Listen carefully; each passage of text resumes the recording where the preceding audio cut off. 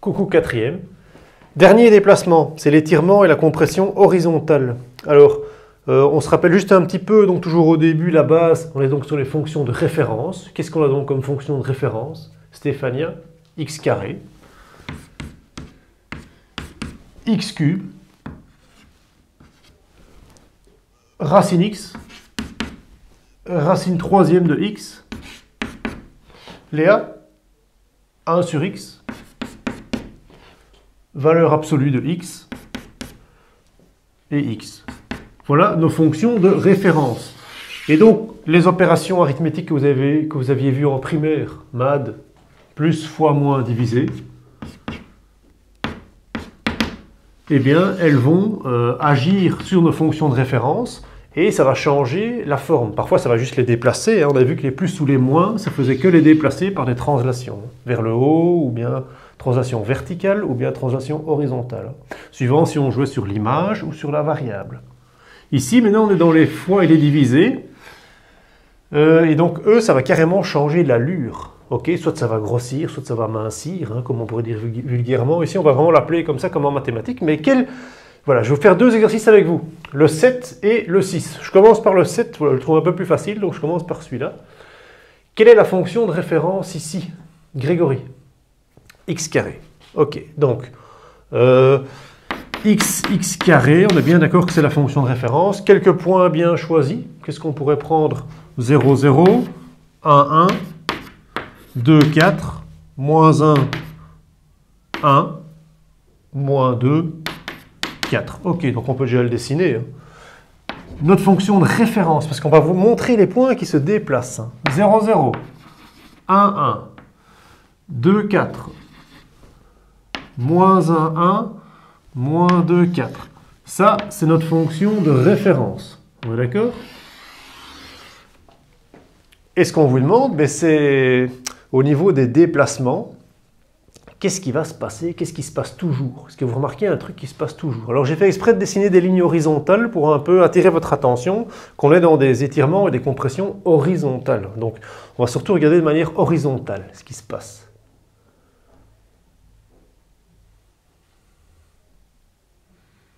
Oui, Sal. Oui. Effectivement, tu remarques que ça a toujours été divisé par 2. Mais c'est vrai, hein, tu as tout à fait raison. Prenons les points que l'on a pour bien montrer les points que l'on a. On ne sait pas encore la fonction, il faudra lui donner un nom, on ne sait pas encore, mais le point moins 2, 4, il est devenu quoi? Il est devenu moins 1, 4. Donc oui, sale. Donc tu veux dire que ce point-ci, il est devenu ce point-là. D'accord? Je mets bien la flèche, hein, c'est bien de la fonction de référence jusqu'au nouveau point. Ce point-ci, si on suit horizontalement, il a bien fait ça. Ce point-ci, il a bien fait ça. Et ce point-ci, il a bien fait ça. Je fais un petit arrondi parce que ce n'est pas un vecteur, hein, ce n'est pas quelque chose de toujours tout droit. Ce n'est pas la même taille, ça ou ça. Hein, donc ce n'est pas une translation. D'accord? Alors le point moins 2, 4, il est devenu quoi? Moins 1, 4. Le point moins 1, 1, il est devenu quoi? Il est devenu moins 1 demi, 1. Le point 0, 0, il n'a pas bougé.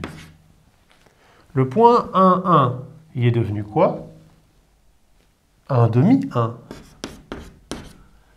Et le point 2, 4, il est devenu quoi? 1, 4. Je repose la question. Qu'est-ce qui s'est toujours passé? Est-ce que vous remarquez, il y a quelque chose qui s'est toujours passé? Yacoub. Tout à fait. On a toujours fait fois 1 demi, ou bien divisé par 2, tout dépend comment on le voit. Au niveau de la variable ou au niveau de l'image? La variable, tout à fait. C'est au niveau de la variable cette fois-ci. Ok? Donc, on a toujours fait fois 1 demi. Toujours fois 1 demi. Ici, vous pouvez écrire fois 1 demi, fois 1 demi, fois 1 demi, fois 1 demi. On est bien dans des fois, d'accord? C'est pas ici une translation, hein, d'accord? Et qu'est-ce que ça représente comme déplacement? Ben, c'est une compression horizontale. On a bien eu une compression horizontale. Alors au niveau ici, qu'est-ce qu'on va mettre ici? Quand c'est une compression, en fait, dès que c'est au niveau de la variable, C'est toujours le contraire à l'intuition. Vous aviez fait x1,5. Quel est l'inverse de 2? Il faut aller contre son intuition. L'inverse de 1,5, c'est 2. Donc, vous allez mettre 2, mais à l'intérieur. Donc, je mets bien à l'intérieur. Quand c'était l'image, c'était à l'extérieur. Ici, c'est bien à l'intérieur. Donc, j'ai mon x et j'ai quelque chose qui va se passer à l'intérieur. Et donc, comme c'était 1,5, je fais le contraire, l'inverse, pas le contraire, l'inverse de 1,5. 2. Et ça devient ça. 2x au carré. D'accord? Je le laisse comme ça pour l'instant. On passe ensuite à côté. Quelle est la fonction de référence? Enza. Racine troisième de x. Tout à fait. X, racine troisième de x. Tu peux me donner quelques points bien choisis? 0, 0. Moins 8, moins 2, moins 1, moins 1, 1, 1 et 8, 2. On va le dessiner, hein, d'accord? 0, 0, 1, 1, 2, 3, 4, 5, 6, 7, 8, on est là. Ici, moins 1, 2, 4, 6, 8, on est là. Boum. Ça, c'est ma fonction de référence. D'accord? Alors, il y a eu des transformations, il faut essayer de regarder qu'est-ce qui s'est passé comme transformation. Ce point-ci, il est passé où? Léa? Oui, il est passé là. Ce point-ci, il est passé là. Ce point-là, on regarde bien horizontalement, hein, puisque le truc horizontal. J'ai fait les lignes horizontales d'ailleurs pour votre attention. Hein. Ce point-là, il passe là. Ce point-ci, il passe là. Ce point-là, il passe là. C'est déjà important de comprendre ces points qui se déplacent hein, pour vraiment comprendre la logique. Ben, donnons les coordonnées de ces nouveaux points, puis on va remarquer qu'est-ce qui se fait passer toujours. Donc, si je reprenais ce point-ci, hein, ce point-là, moins 8, moins 2, il est devenu quoi? Il est devenu 2 moins 2. Je prends le point suivant, moins 1, moins 1. Moins 1, moins 1. Il est devenu quoi? Il est devenu 1 quart 1. Le point 0, 0, il n'a pas bougé. Le point 1, 1, il est passé là. Qu'est-ce qu'il a comme coordonnées? Le point 1, 1, il est devenu moins 1 quart 1. Moins 1 quart 1. Le point 8, 2, il est passé quoi? Moins 2, 2. Moins 2, 2. D'accord? Donc, qu'est-ce que vous remarquez qui s'est toujours passé? Toujours divisé par 4, mais oui. Au niveau de la variable ou au niveau de l'image? La variable. Donc ici, au niveau de ma variable, il y a toujours fois moins 1 quart. Toujours fois moins 1 quart. Donc c'est divisé par moins 4 qu'on a fait. 8, ça devient moins 2. On a divisé par moins 4. 1 devient moins 1 quart. On a divisé par moins 4. OK? Donc fois moins 1 quart. Donc on peut écrire partout, au-dessus de chacun, si vous voulez, fois moins 1 quart. Fois moins 1 quart. Ça, c'est vraiment l'invariant. Fois moins 1 quart. Fois moins 1 quart. C'est chaque fois comme ça que les points sont déplacés. Alors attention, quand c'est horizontal, on avait vu, pour chercher l'expression analytique, on fait l'inverse. Alors là, en fait, on peut se demander quel déplacement c'est aussi. Hein. Excusez-moi, mais quel déplacement c'est ça? C'est une symétrie. Quelle symétrie? Symétrie orthogonale. On a un axe, hein, d'axe Y. Hein. Donc en fait ici, j'ai une symétrie orthogonale d'axe Y, plus, au niveau horizontal, j'ai une compression horizontale. Hein. Compression horizontale. Donc, alors qu'avant, dans la vidéo précédente, quand on faisait tous les étirements en compression verticale, on était dans quelque chose comme ça, ou bien compression, étirement, vertical. Mais ici, c'est différent. On est sur quelque chose d'horizontal. Donc, si on représente ça dans votre corps, de manière horizontale, une compression horizontale, ce sera ceci. Hein.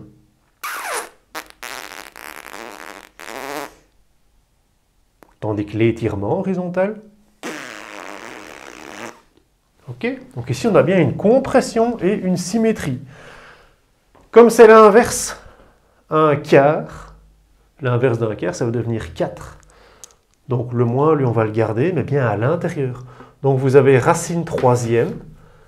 Et qu'est-ce qu'on va mettre à l'intérieur? Vous mettez le moins, le 4 et le x. Et voilà l'expression analytique du dessin qu'on vous demandait. Vous pouvez vérifier, ça fonctionne. Donc de manière, si on peut généraliser maintenant, quand on a des choses pour les étirements ou les compressions horizontales, quand on a un K ici, le K peut être moins 4, eh bien on va synthétiser ça dans un tableau. Donc si K est plus grand que 1, qu'est-ce qui va se passer? Vous allez avoir une compression horizontale. Si K est entre 0 et 1, vous allez avoir un étirement horizontal. Si K vaut moins 1, ben vous aurez une symétrie d'axe Y. Symétrie d'axe Y. Si K est entre moins 0, entre moins 1 et 0, ben vous aurez un étirement horizontal plus une symétrie d'axe Y.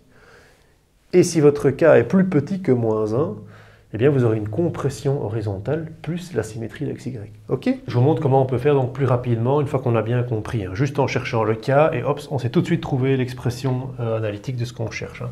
Donc je n'ai pas les réponses ici devant, j'ai juste les graphiques que vous apparaissez là. Donc le 1, quelle est la fonction de référence? Racine x. Qu'est-ce qui s'est toujours passé? Regardez bien, on est dans quelque chose d'horizontal. Hein. Qu'est-ce qui s'est passé? Tout le temps, il y a eu quelque chose de divisé par 2, en fait. Divisé par 2, c'est la même chose que fois 1/2. Hein. D'accord? Attention qu'ici, on est sur la variable. On n'est plus sur l'image. Quand on est sur la variable, c'est toujours l'inverse de l'intuition. Ok? Donc, si j'ai 1/2, je dois mettre à l'intérieur, mais c'est l'inverse. Quel est l'inverse de 1/2? C'est 2. Donc, racine de 2x. Voilà. Exercice suivant. Quelle est la fonction de référence? De nouveau, racine de x. Et regardez bien, qu'est-ce qui s'est toujours passé? Tout le temps. Fois 3. On est d'accord? Il y a tout le temps eu un fois 3. On peut dire que le K, ce qui se passe toujours, c'est un fois 3. Mais comme c'est les variables, c'est l'inverse de l'intuition. Quel est l'inverse de 3? C'est 1 tiers. D'accord, donc on met à l'intérieur 1 tiers de x. Ok? Numéro 3. C'est de nouveau une racine de x. Qu'est-ce qui s'est toujours passé? Regardez bien.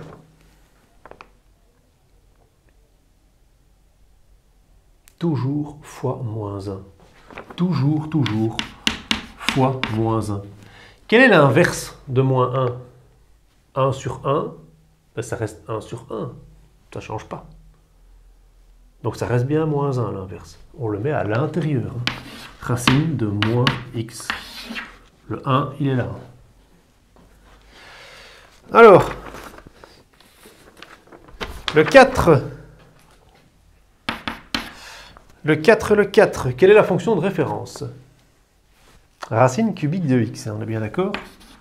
Racine cubique de x. Et qu'est-ce qui s'est toujours passé? Tout a toujours été divisé par 2. Tout a été divisé par 2. Divisé par 2, c'est la même chose que faire fois 1/2. On est d'accord? Mais attention que c'est la variable, donc c'est l'inverse de l'intuition. 1/2, l'inverse, ça fait 2. Donc racine cubique de 2x. 5. Alors, vous avez donc de nouveau une fonction de référence. Tout à fait, Mélissa. Racine cubique de x. Et qu'est-ce qui s'est toujours passé? Tac, tac. Tout le temps, fois 2. Exactement. Fois 2, fois 2, fois 2. Comme c'est l'inverse de l'intuition, ça devient 1/2. 3, 1/2, x. Ok? 6 et 7, ils avaient déjà été faits en détail, donc on n'y revient pas. Il ne nous reste plus donc que le 8. Alors le 8, qu'est-ce qui a bien pu se passer ici? Quelle est la fonction de référence? X cube. Et qu'est-ce qui s'est toujours passé? Divisé par 2. On a tout le temps fait diviser par 2 au niveau de la variable. Divisé par 2, c'est la même chose que fois 1,5. Mais comme on fait l'inverse de l'intuition, fois 1,5, 1,5 l'inverse, ça devient 2. Donc, x, on met le 2 ici devant, le tout au cube, puisque c'est bien à l'intérieur. Ok? Alors, vous faites votre feuille, vous complétez vos feuilles, vous point par point, vous décidez. Vous regardez bien dans les réponses comment on fait, comme on a fait au début de la vidéo, mais on déplace les points et on doit vraiment comprendre chaque point qui bouge. Allez, bonne bosse!